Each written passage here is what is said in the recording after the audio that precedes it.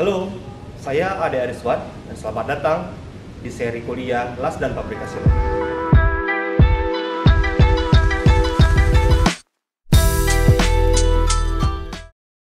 Baik, kini kita akan melihat salah satu mesin las ya. Ini adalah mesin Fauer DC 400 ya. Ini mesin untuk SMAW saja. Kita hidupkan dari belakang sini, switchnya di belakang ini.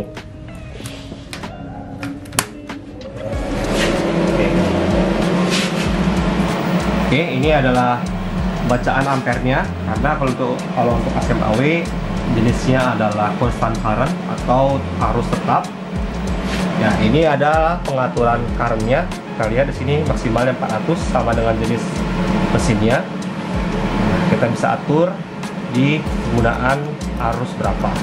Kemudian ada hot start dan arc force. Bedanya kalau hot start itu dalam persen ya, dari 0 sampai 100 itu digunakan berapa persen dari arus yang dikeluarkan di awal ya, karena seringkali welder kesulitan untuk menghidupkan api sehingga perlu dibantu dengan hot start. Jadi ini hot start itu panas di awal mau berapa persen. Lalu ada arc force, ini adalah dorongan dari percikan api atau arcnya ya, kecepatan listriknya mau berapa persen. Itu ketika sudah menyala, kemudian kita dapat atur arc force-nya. Oke, lalu ada dua kutub di sini, kutub positif dan negatif. Kita dapat sesuaikan dengan kebutuhan kita. Misalnya untuk pengelasan SMAW seringkali kita gunakan direct current elektrod positif, atau elektroda atau stang lasnya berada di kutub positif, sedangkan kutub negatifnya untuk kabel massa. Kabel massanya kita jepit ke welding stand seperti ini ya. Nah, ini elektrodanya akan dijepit di sini, di stang lasnya. Oke, itu untuk DCEP. Sementara DCEN itu bisa digunakan dalam pengelasan root. Jadi kalau kita mengelas menyatukan dua material, seringkali dimulai dengan root ya. Root itu kita gunakan DCEN, berarti elektrodanya dipindah ke negatif, kemudian kabel massanya ke positif. Kemudian fasa di atasnya misalnya hot pass, filler dan capping kita gunakan DCEP. Ya, ini welding stand-nya.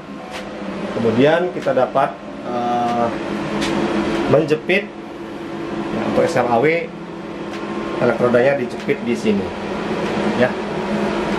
Demikian.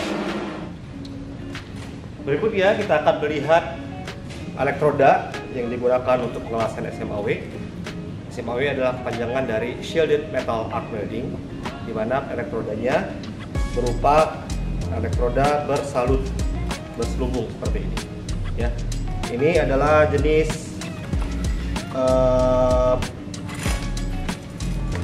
elektroda merek Kobelco familiar LB52U.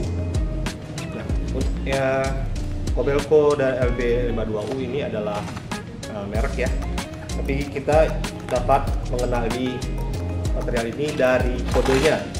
Misalnya kode berstandar AWS, di sini tertulis ya, kodenya AWS KWS A51, kodenya E7016 ya, E7016. Dan kita juga lihat di sini. Di sini kita bisa lihat ya, ini ada kode 7016 LB52 7016. Oke, pokoknya di sini ada tulisannya LB52U dengan kode 7016. Untuk elektroda dengan standar AWS tadi, dua angka pertama menunjukkan tensile strength atau kekuatan tarik dari material yang digunakan untuk elektroda ini. Kemudian kode 1 adalah tanda bahwa material ini atau elektroda ini dapat digunakan untuk semua posisi pengelasan. Sedangkan angka terakhir, digit keempat ya, adalah kode atas chemical atau bahan kimia penyusun fluxnya. Selubungnya ini adalah flux yang dapat berubah menjadi gas dan slag ya, yang akan melindungi hasil las-lasan kita. Ya, karena ketika kita mengelas, artinya kita memanaskan dan melelehkan kedua logam tersebut, logam filler metal ini di elektroda maupun logam di base metal, sehingga dapat menyatu, menghasilkan ikatan yang baik dan dapat memperkuat sifat materialnya.